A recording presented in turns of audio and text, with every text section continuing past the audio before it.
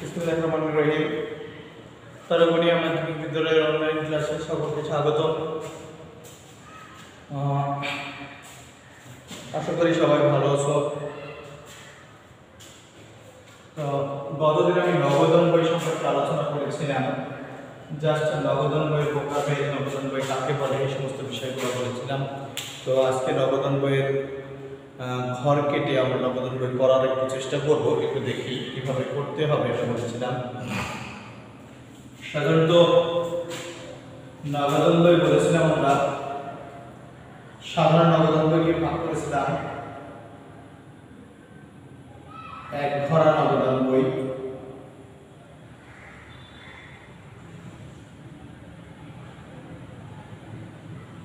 দু ঘরা নবোদন বই, আর তিন ঘরা নবোদন বই। তো আমরা এখন দুই ঘরা নবোদন বই সম্পর্কে একটু কথা বলবো। কারণ দুই ঘরাটা কেন বলবো, দুই ঘরা নবোদন বই সম্পর্কে যদি আমরা জানতে পারি তাহলে আমরা তিন ঘরা এবং এক ঘরা এই দুটো সম্পর্কে একটু ধারণা পাবো, বা আমাদের পরবর্তী স্টেপগুলো আগাতে একটু সহজ হবে। তো সেই জন্য আমি প্রথমে এই দুই ঘরা নবোদন বই নিয়ে আলোচনা করব। দেখি ফার্স্টে ঘর কেটে দেখবো আমরা দুই ঘর নবোদন বইটা কেমন হবে। সাধারণত এগুলো মুছে দিই, মুছে দিয়ে আমরা দুই ঘর নবোদন বইয়ের একটি ঘর কাটবো।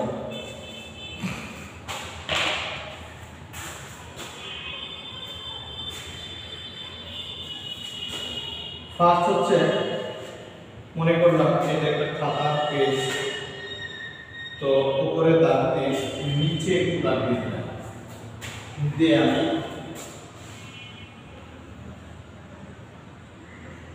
তো দেখবো ফার্স্ট কাজ হচ্ছে আমার খাতাটাকে মাছ দিয়ে ভাগ করে ফেলা। আমি এই খাতার এটা ধরে নিলাম মিডিল হবে, এটা মাছ দিয়ে আমি ভাগ করে ফেললাম, অর্থাৎ দুই ভাগে ভাগ করে নিলাম। তো দেখবো এবার আমরা দুই ঘর নবোদন বইয়ের ঘর কাটছি। উপরে একটা নাম বা তারিখের একটু জায়গা দিলাম। তো দেখি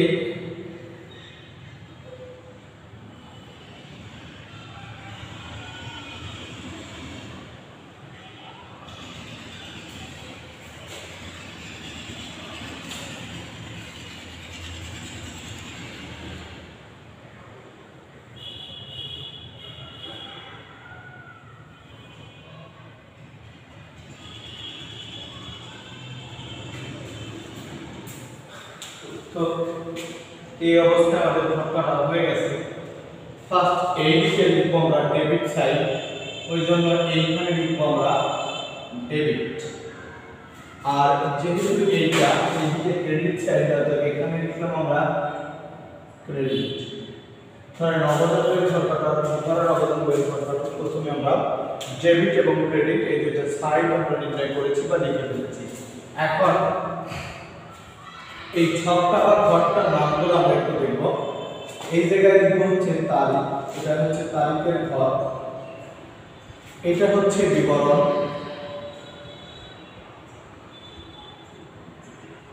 অনেকেই বিবরণের পরিবর্তে এখানে লিখতে পারে প্রাপ্তি সমূহ।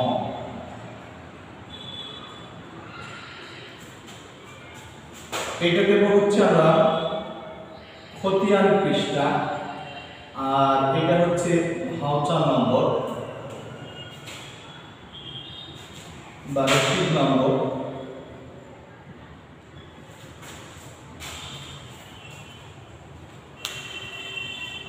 হয়তোবা দুই দিকেও ভাউচার নম্বর দেওয়া যেতে পারে। তো দেখলাম আমরা ভাউচার নম্বর, এটা লিখলাম আমরা নগদ টাকা, আর এটা লিখবো আমরা হচ্ছে ব্যাংক টাকা বা ব্যাংকের টাকার পরিমাণ যেমন আছে সেটা। আবার ঠিক অনুরূপভাবে এদিকে তারিখ, এটা হচ্ছে বিবরণ, এটা হচ্ছে খতিয়ান পৃষ্ঠা, এটা হচ্ছে ভাউচার নম্বর, এটা হচ্ছে নগদ টাকা, এটা হচ্ছে ব্যাংক টাকা। এই হচ্ছে আমাদের দুই খরা নগদান বইয়ের ঘর। এখন উপরে আমি হেডিংটা কিভাবে লিখবো একটু লক্ষ্য করি। লিখতে হবে, লিখলাম, আমি সাধারণত কারোর নাম ফলো করতেছি না, লিখলাম জনাব এক্স এর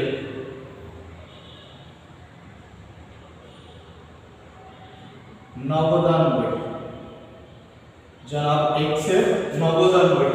আমরা পাশে একটু উল্লেখ করে দেব যে দুই কথা। তো এখন লক্ষ্য করব সাল বা তারিখ। নগদান বই সাধারণত আমরা বলেছি এটা একটি বহি অর্থাৎ জাবেদার মতো, আর যে কোনো নগদান বই বা জাবেদা সাধারণত একটা মাসের বা নির্দিষ্ট মাসের জন্য তৈরি করতে হয়। অতএব এটা লিখবো হচ্ছে আমরা মাসের সময় নিয়ে।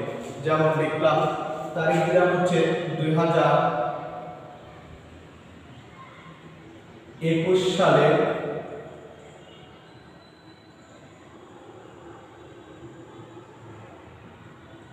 আগস্ট মাসের জন্য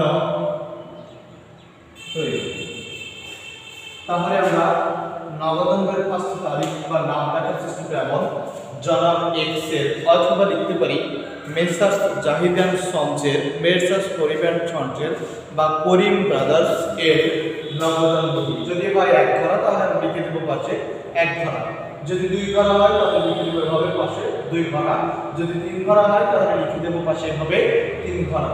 এবং সালটা লিখবো, যেমন আজকের তারিখ দিয়ে আমি লিখলাম 2021 সালের আগস্ট মাসের জন্য তৈরি। আমি আগেই ক্লাসে বলেছিলাম যে নগদান বই শুধুমাত্র নগদ লেনদেনগুলো এখানে লিপিবদ্ধ হবে। এই দুই ঘরা নগদান বই শুধু নগদ না, নগদ এবং ব্যাংক এই দুইটা লেনদেনগুলো এখানে লিপিবদ্ধ হবে। আমরা যারা জাবেদায় পারদর্শী আমি তাদেরকে বলি জাবেদা ধরে এটা করা যায়, আবার প্রাপ্তি প্রদান ধরেও এটা করা যায়। আরেকটা বিষয় লেখা হয়নি, প্রদান সমূহ অনেকেই বা অনেক জায়গায় এমন হতে পারে বিবরণের পরিবর্তে প্রাপ্তি সমূহ লিখতে পারে, আর বিবরণের পরিবর্তে ক্রেডিট সাইডে প্রদান সমূহ লিখতে পারে। তো সেই ক্ষেত্রে আমরা নগদান বইয়ের এই সাইডটাগুলো নগদ প্রাপ্তিগুলো আসবে এবং ব্যাংক কলামে আসবে ব্যাংকের প্রাপ্তিগুলো, আর এই সাইডে আসবে নগদ ও ব্যাংকে কোনোভাবে কোনো টাকা যদি পরিশোধ করে দেয় অর্থাৎ কমে যায় সেগুলো বলবে ক্রেডিট সাইডে। তাহলে আমরা বললাম স্বাভাবিকতে ডেবিট সাইডে আসলে হচ্ছে নগদ অর্থ, যেই এন্ট্রি দ্বারা যেই লেনদেন দ্বারা নগদ অর্থগুলো বৃদ্ধি পাবে এবং ব্যাংকের অর্থটা বৃদ্ধি পাবে, ব্যাংকের টাকার পরিমাণটা বৃদ্ধি পাবে, সাধারণত সেগুলো আমরা লিখব ডেবিট সাইডে। এবং যেই সমস্ত লেনদেন দ্বারা নগদ অর্থ এবং ব্যাংকের অর্থ কমে যাবে সেই সমস্ত লেনদেনগুলো আমরা লিখব হচ্ছে ক্রেডিট সাইডে। এখন দুই ঘরা নগদান বই বা নগদান বই করতে গেলে ঠিক খতিয়ানের পিছক যেমন করেছি আমরা, পিছক পদ্ধতিতে যেভাবে খতিয়ান করেছি ঠিক যেভাবে ব্যালেন্স করতে হয় এখানেও ঠিক অনুরূপ একইভাবে ব্যালেন্স করতে হয়। ব্যালেন্স করার সিস্টেমটা আমি আবার একটু দেখি।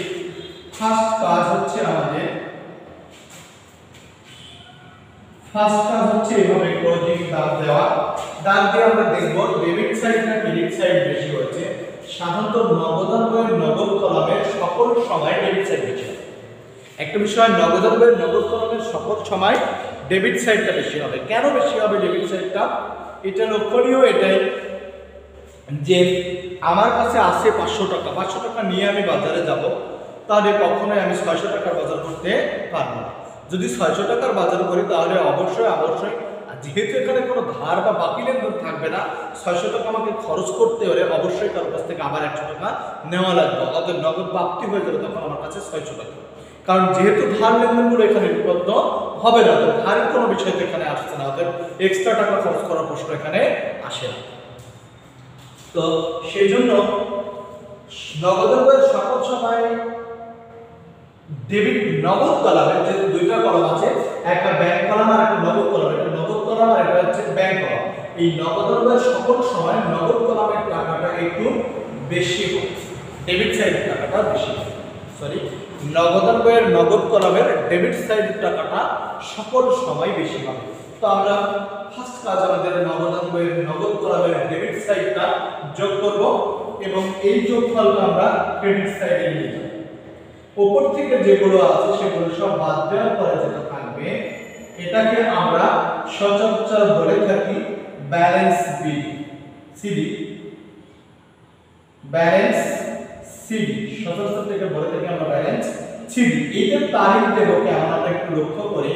2021 সালের বিজ্ঞানের তারিখ লেখার সিস্টেম একই রকম, আগস্টের ধরে নিলাম 1 তারিখ, অথবা আগস্ট মাসের শেষ তারিখ হচ্ছে 31 তারিখে, অতএব ব্যালেন্স সিডি হবে 31 তারিখে।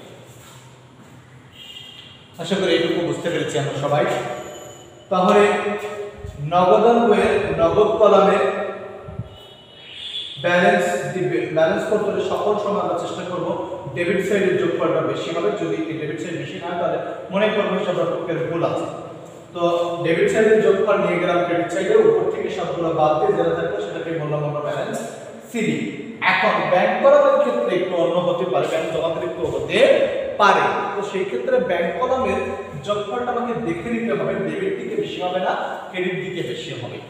যেই দিকে বেশি হয় সেই দিকে যোগ করব। আমি ধরে নিলাম এটাও ডেবিট দিকে বেশি হবে, এই ডেবিট দিকের যোগফলটা আমরা তখন ক্রেডিট দিকে নিয়ে যাব এবং উপর থেকে সকল আইটেমগুলো বাদ দেওয়ার পর যেটা থাকবে সেটাকে বলবো আমরা ব্যালেন্স সিডি। এই সিডি আবার ঠিক এই তারিখটা যেই তারিখে আছে পরের তারিখে এর পরবর্তী দিনটাই বিডি করতে হবে। পরবর্তী দিন কেমন? এটা যদি আগস্টের 31 তারিখ হয় তাহলে আগস্টের পরে আছে সেপ্টেম্বর, তাহলে সেপ্টেম্বরের 1 তারিখে আমরা লিখে দেব ব্যালেন্স বিডি। লিখলাম নগদের কলামের টাকা নগদের কলামে, ব্যাংকের কলামের টাকা ব্যাংকের কলামে। এখন এই সিডি বিডি, সিডিটা একটু ফলো করে আমরা, সিডির পূর্ণরূপ হচ্ছে ক্যারিড ডাউন। ক্যারিড ডাউন বলতে বাংলায় বোঝায় নিচে নিতে হবে, ঠিক আমরা কিন্তু নিচে নিলাম। আর বিডি এর ফুল মিনিং হচ্ছে ব্রড ডাউন। ব্রড ডাউন বলতে বোঝায় উপর থেকে আনিতে হলো, ঠিক উপর থেকে আনা হলো। অনেকেই সিডি এর পরিবর্তে সিএফ ব্যবহার করতে পারে, সেই ক্ষেত্রে সিএফ এর পূর্ণরূপ আছে ক্যারিড ফরওয়ার্ড। ফরওয়ার্ড মানে সামনের দিকে নিতে হবে, ক্যারিড ফরওয়ার্ড বলতে বোঝায় সামনের দিকে নিতে হবে। এখানে বিডি এর পরিবর্তে অনেক সময় বিএফ লিখতে পারে। তো বিএফ লিখলে সেক্ষেত্রে এর ফুল মিনিং আসে বট ফরওয়ার্ড, মানে সম্মুখে অগ্রসরিত হলো বা আনা হলো, একই অর্থ দাঁড়ায়। অর্থাৎ সিডি এবং বিডি এর পরিবর্তে কেউ সিএফ এবং বিএফ ব্যবহার করতে পারে, এই বিষয়ে কোনো সন্দেহ নেই। এখানে সাধারণত নগদান বইয়ে সাধারণত নগদান বইয়ে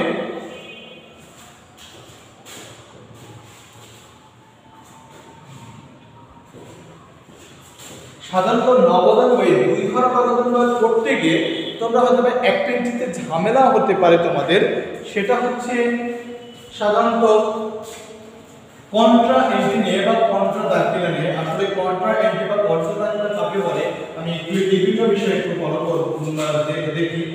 কন্ট্রা অ্যাসেট বা কন্ট্রা শব্দের বাংলা অর্থ হচ্ছে বিপরীত, কিন্তু এখানে বিপরীত বলতে বোঝায় কোনো এন্ট্রি যদি ব্যাংক এবং নগদ দুইটা কলামেই বসে তাহলে সেটাই এখানে বোঝায় হচ্ছে কন্ট্রা এন্ট্রি বা কন্ট্রা দাখিলা। তো স্যার যদি আমরা সাধারণত মনে করি কন্ট্রা ইংরেজিতে বলি কন্ট্রা অ্যাসেট, তাহলে আমরা দায়কে বা লায়াবিলিটিকে বুঝে থাকি, কেননা কন্ট্রা অ্যাসেট মানে অ্যাসেটের বিপরীত হচ্ছে দায়, সেভাবে বুঝি। যেমন কন্ট্রা লায়াবিলিটি, এটা বলতেও আমরা বুঝে থাকি সাধারণত সম্পদকে, কেননা লায়াবিলিটি অর্থাৎ দায়ের বিপরীতকে সম্পদ বলে থাকি। কিন্তু একটা বিষয় মনে রাখার বিষয় এখানে যে আমি দুইটা এন্ট্রি লিখছি, এই দুইটা এন্ট্রি যদি কখনো আসে তাহলে কন্ট্রা হবে। একটা হচ্ছে ব্যাংক হতে উত্তোলন, ব্যাংক হতে উত্তোলন, আরেকটা হচ্ছে ব্যাংকে জমা।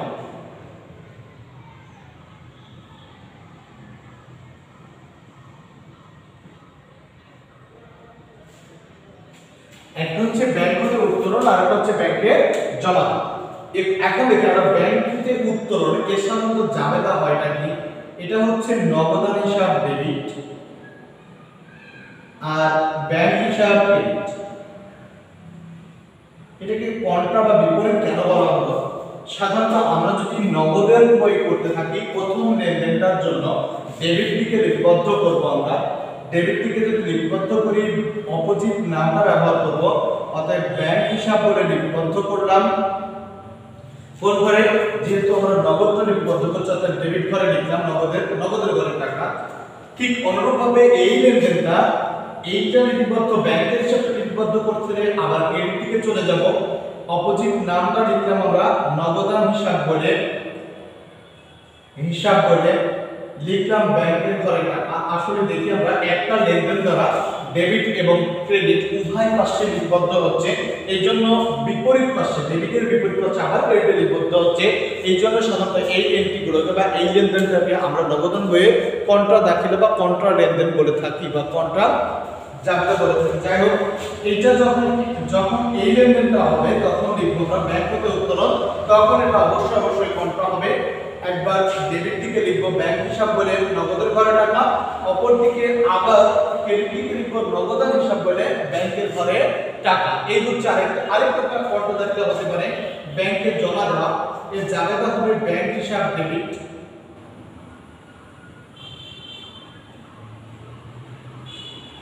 আর নগদান হিসাব ক্রেডিট। তো দেখি আমরা যখন এটা লিপিবদ্ধ করব, প্রথম লেনদেনটা লিপিবদ্ধ করব ব্যাংক হিসাবটা, তখন আমরা ডেবিট দিকে লিপিবদ্ধ করব। ধরে নিলাম আমরা 2 তারিখে ডেবিট দিকে লিপিবদ্ধ করব, অপোজিট নামটা লিখব।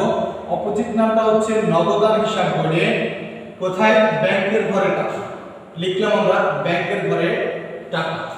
আবার যদি নগদের তো লিপিবদ্ধ করি তাহলে ক্রেডিট দিকে লিপিবদ্ধ করব। ক্রেডিট দিকে লিপিবদ্ধ করলে অপোজিট নাম হচ্ছে ব্যাংক হিসাব বলে লিখব, ব্যাংক হিসাব বলে নগদের ঘরে ক্রেডিট দিকে টাকা লিখলাম। এটাও ঠিক 2 দিকে লিপিবদ্ধ হলো। তাহলে এই জাতীয় লেনদেন পেলাম হচ্ছে দুইটা, যে ব্যাংক হতে উত্তোলন এবং ব্যাংকে জমা। এই দুটো লেনদেনই শুধু কন্ট্রা হবে। ব্যাংক থেকে উত্তোলন করলে ডেবিট দিকে প্রথমে লিখব ব্যাংক হিসাব বলে নগদের ঘরে টাকা, আর ক্রেডিট দিকে নগদান হিসাব বলে ব্যাংকের ঘরে টাকা। ব্যাংকে জমা দেওয়া হলে এই লেনদেনটাও কন্ট্রা দাখিলা হবে, এটা লিখব হচ্ছে নগদান হিসাব বলে ডেবিট দিকে ব্যাংকের ঘরে টাকা, আর ব্যাংক হিসাব বলে ক্রেডিট দিকে নগদের ঘরে টাকা। এই হচ্ছে কন্ট্রা দাখিলা নিয়ে যে ঝামেলায় তোমরা পড়তে পারো সেই বিষয়টা আলোচনা করলাম। তবে এই জাতীয় লেনদেন লিপিবদ্ধ শেষে অবশ্যই এর সোজাসুজি যে কোনো একটা ঘরে তুমি সি বা প লিখে দিতে পারো, সি অথবা প, এটা তোমার ইচ্ছা। সিতে কন্ট্রা, ঠিক পতেও কন্ট্রা বোঝায়, অর্থাৎ এটা যে কন্ট্রা দাখিলা এটা প্রমাণ দেওয়ার জন্য বা বোঝার জন্য এটা লিখে দিতে হবে। তবে আমরা আজকে 2 ঘরা নগদান বই সম্পর্কে আলোচনা করলাম। আগামী দিন 3 ঘরা এবং 1 ঘরা নগদান বই সম্পর্কে আলোচনা করব ইনশাআল্লাহ। এভাবে ধারাবাহিকভাবে আলোচনা করতে থাকলে অবশ্যই হিসাব বিজ্ঞানের সকল বিষয়গুলো, সকল অধ্যায়গুলো আমরা শেষ করতে পারবো। তো ঠিক আছে, আজকে এই পর্যন্তই। আল্লাহ হাফেজ, সকলকে ধন্যবাদ।